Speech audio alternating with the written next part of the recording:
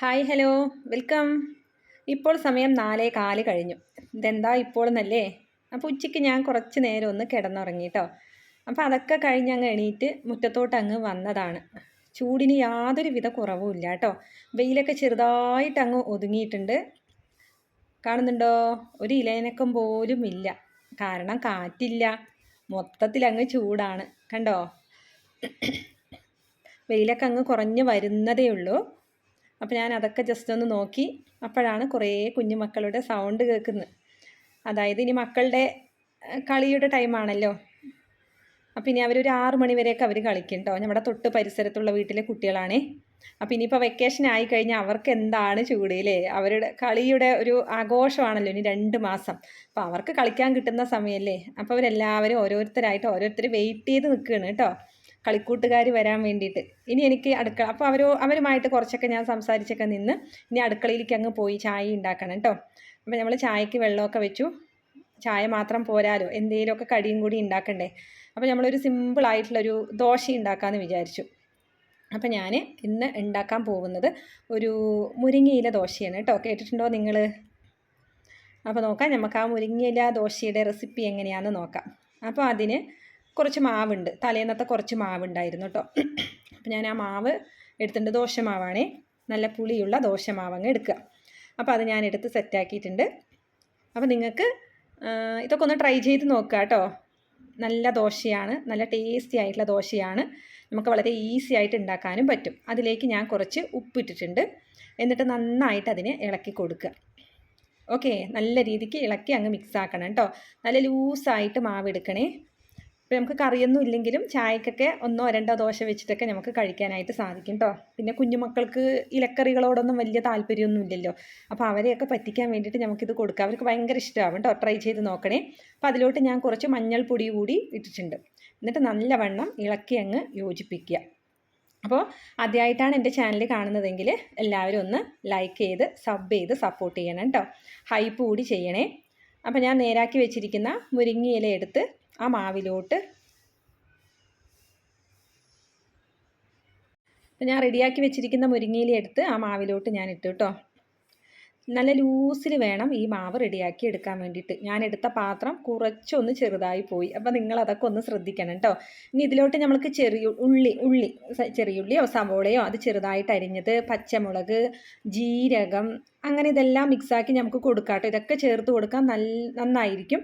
പക്ഷെ ഞാനിപ്പോൾ അതൊന്നും ചേർക്കുന്നില്ല കേട്ടോ. വളരെ പെട്ടെന്നായതുകൊണ്ട് ഞാൻ അതൊന്നും ചേർക്കാനായിട്ട് നിന്നില്ല. അങ്ങനെ നല്ല ലൂസായിട്ടുള്ള പരുവത്തിൽ ഞാനത് റെഡിയാക്കി എടുത്തിട്ടുണ്ട്. കണ്ടോ? അപ്പോൾ നിങ്ങൾ ഒരു തവണയെങ്കിലും ഇതൊക്കെ ഒന്ന് ട്രൈ ചെയ്ത് നോക്കണം കേട്ടോ. നല്ല ടേസ്റ്റിയാണ്, ഞാൻ ചുമ്മാ പറയല്ല കേട്ടോ. അപ്പോൾ പിന്നെ നമുക്കിനി അത് ചുട്ടെടുക്കാം. അപ്പോൾ ഞാൻ അടുപ്പിൽ പാൻ വെച്ചിട്ടുണ്ട്. ഇനി നമുക്ക് ഒഴിക്കാം. ഇത് സാധാരണ ദോശ ചുടുമ്പോൾ നമ്മൾ ചുട്ടെടുക്കുക. ചെറുതായിട്ട് അതിൻ്റെ ഷേപ്പിലൊക്കെ ഒരു വ്യത്യാസമൊക്കെ വരും കേട്ടോ. അതായത് ഇല ഇടയിൽ കിടക്കുന്ന കാരണം സാരില്ല, എങ്കിലും നമുക്ക് അത് സൂപ്പറായിട്ട് ഉണ്ടാക്കിയെടുക്കാനായിട്ട് സാധിക്കും. അപ്പോൾ ഞാനത് റൗണ്ടാക്കി പരത്തി സെറ്റാക്കിയിട്ടുണ്ട് കേട്ടോ. ഇനി നമുക്ക് അതിരുന്ന് വേവട്ടെ.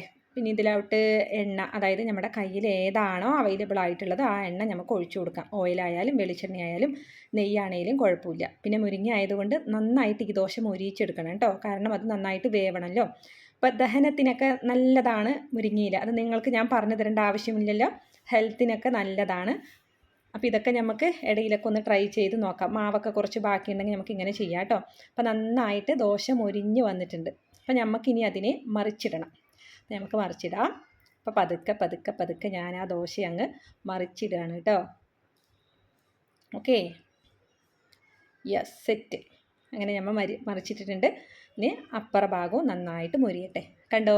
നമ്മളുടെ സൂപ്പറായിട്ടുള്ള ദോശ സെറ്റായിട്ടുണ്ട്. ഓരോ ഗ്ലാസ് ചായയും കൂടി ഉണ്ടെങ്കിൽ നമുക്കിത് അടിപൊളിയായിട്ട് അങ്ങ് കഴിച്ചെടുക്കാൻ പറ്റും കേട്ടോ.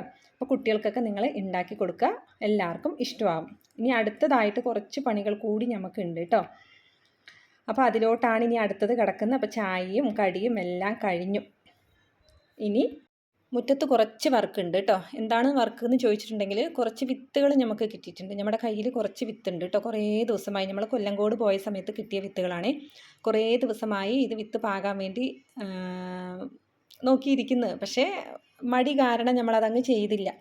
അപ്പോൾ ഇന്ന് എന്തായാലും ആ ഒരു പണി തീർക്കാമെന്ന് വിചാരിച്ചു. അപ്പോൾ സുൽഫിക്ക അതിന് വേണ്ടിയിട്ട് മണ്ണൊക്കെ ഒന്ന് സെറ്റാക്കി എടുക്കുകയാണ് കേട്ടോ.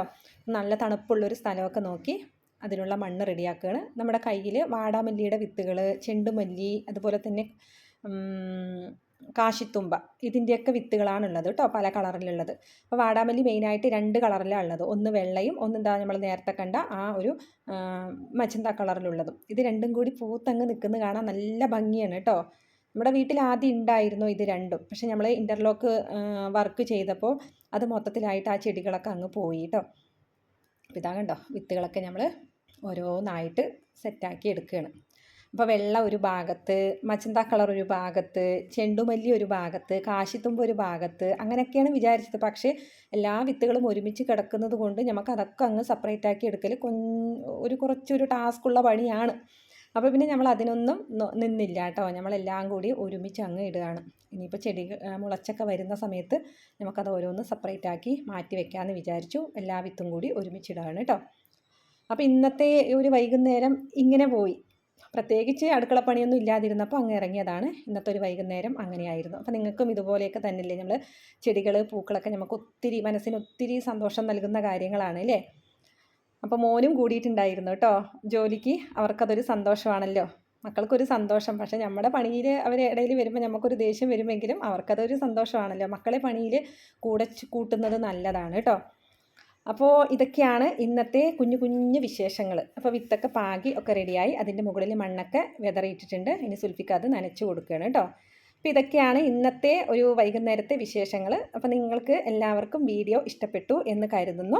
അപ്പോൾ ചാനലൊക്കെ ഒന്നുകൂടി പറയാണ്, സബ്സ്ക്രൈബ് ചെയ്ത് എല്ലാവരും ഒന്ന് സബ് ചെയ്യുക, അതേപോലെ തന്നെ ലൈക്ക് അടിക്കുക, ഹൈപ്പ് ചെയ്യുക. അപ്പോൾ എല്ലാവരോടും ഒത്തിരി ഒത്തിരി സ്നേഹത്തോട് കൂടിയിട്ട് നിങ്ങളിൽ ഒരാളായ ഞാൻ. Okay, by.